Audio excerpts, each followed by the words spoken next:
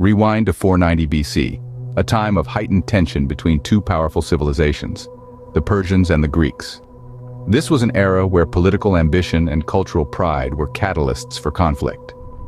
In the east, the mighty Persian Empire was expanding under the rule of King Darius I, setting its sight on the lands across the Aegean Sea.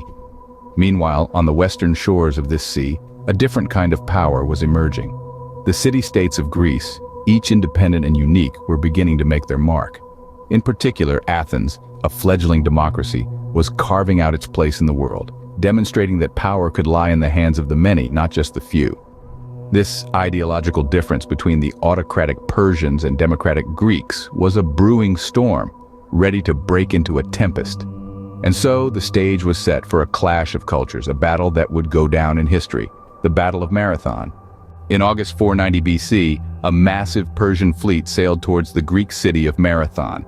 This was no mere sightseeing trip, it was an invasion force, a hammer of war wielded by King Darius I of Persia, intent on crushing the city-state of Athens and expanding his vast empire. The Persian force was formidable, a daunting wave of warriors, archers, and cavalry, significantly outnumbering the Athenian defenders. The Persian military machine was known for its superior numbers and strategic advantages, and this invasion was a perfect demonstration of their might. The Persians sailed in with a fleet of 600 ships, an intimidating sight for any observer. But the Athenians were not going to give up without a fight. They sent out desperate pleas for help to their fellow Greek city-states, hoping to rally a united front against the Persian invaders. The Spartans, renowned for their military prowess, were their best hope. However, the Spartan response was not as immediate as the Athenians had hoped. The Spartans were observing the Carneia, a sacred religious festival, and their laws forbade them from marching to war until the moon had waxed full. This delay was a significant blow to the Athenian defense strategy. Despite the daunting odds, the Athenians were not deterred. They knew their city, their homes, and their way of life were on the line. They had to prepare for battle, with or without the Spartans.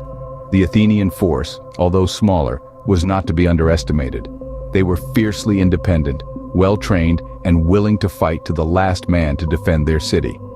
As the Persian fleet approached, the Athenian soldiers stood their ground, ready to face the invaders. Their courage was unwavering, their determination unyielding. They knew they were outnumbered and outgunned, but they also knew they had something the Persians did not: a love for their city and a willingness to die for it. Outnumbered and outgunned, the Athenians were left to face the Persian force on their own. Despite their disadvantage, the Athenians, under the command of General Miltiades, had a plan. A plan that would go down in history, marking a turning point in the Greco-Persian Wars. The Athenians, cognizant of their numerical inferiority, decided to take the bull by the horns and attack first. Miltiades, a seasoned general, knew that the element of surprise was their best ally. He decided on a preemptive strike, a decision that was as audacious as it was strategic. The plan was to attack at dawn, when the Persians would least expect it. This would catch the Persian army off guard, providing the Athenians an initial edge. The Athenian formation too was part of this grand strategy. Miltiades arranged his hoplite warriors, the backbone of the Athenian army, in a phalanx formation.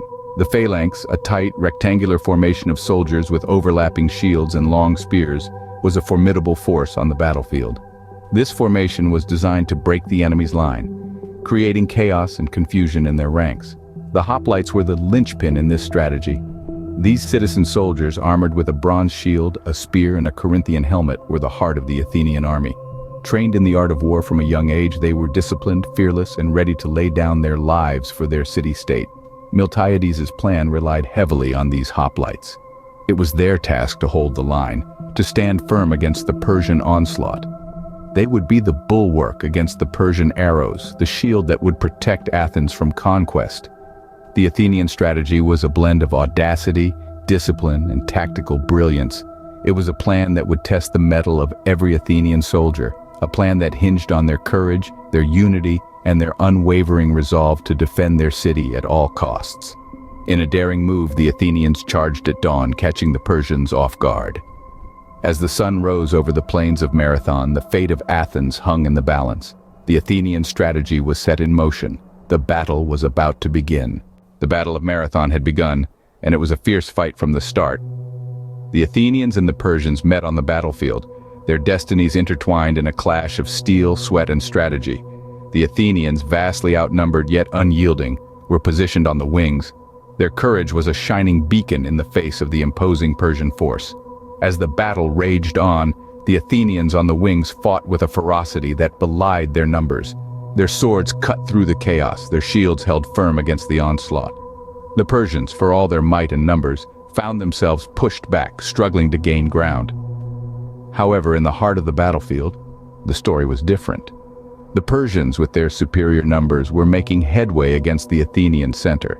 The Athenians were hard-pressed, their lines wavering under the weight of the Persian assault. It seemed as though the center would not hold, that the Persians would break through and claim the day. But the Athenians were not so easily defeated.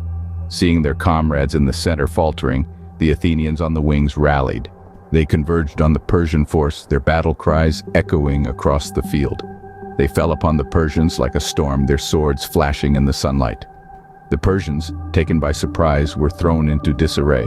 The tide of the battle had turned. The Athenians, once on the brink of defeat, were now on the offensive. They drove the Persians back, pushing them towards their ships. The Persians fought back, but it was too late. The Athenians were relentless, their victory all but assured. The Persians, their ranks broken and their morale shattered, retreated to their ships. They left the battlefield to the Athenians, their dreams of conquest dashed upon the shores of Marathon.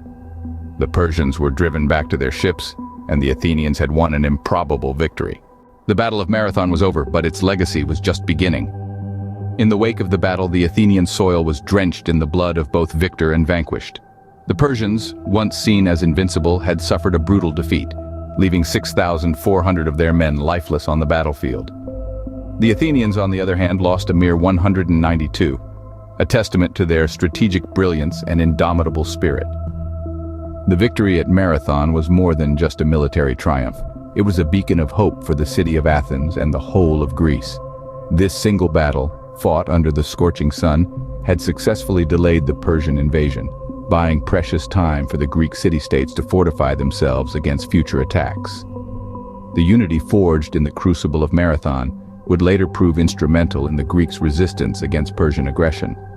But perhaps the most enduring legacy of the Battle of Marathon is the tale of a man named Pheidippides. Legend tells us that he was an Athenian herald who ran from the battlefield to Athens, a distance of approximately 26 miles, to deliver the news of victory. He reportedly ran without stopping, burst into the assembly, proclaimed, "We have won," and then collapsed and died from exhaustion. This legendary run by Pheidippides is often considered the inspiration for the modern marathon race. Today, athletes from around the globe compete in marathons, pushing their physical and mental limits, just as Pheidippides did over 2 millennia ago.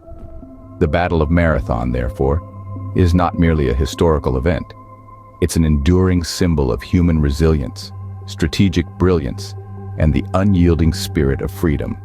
It reminds us of what can be achieved when people unite against a common foe, and of the individual's potential for extraordinary feats of endurance. So ended the Battle of Marathon, a battle that not only shaped the course of history but also gave us one of the most enduring athletic events of all time, the marathon race.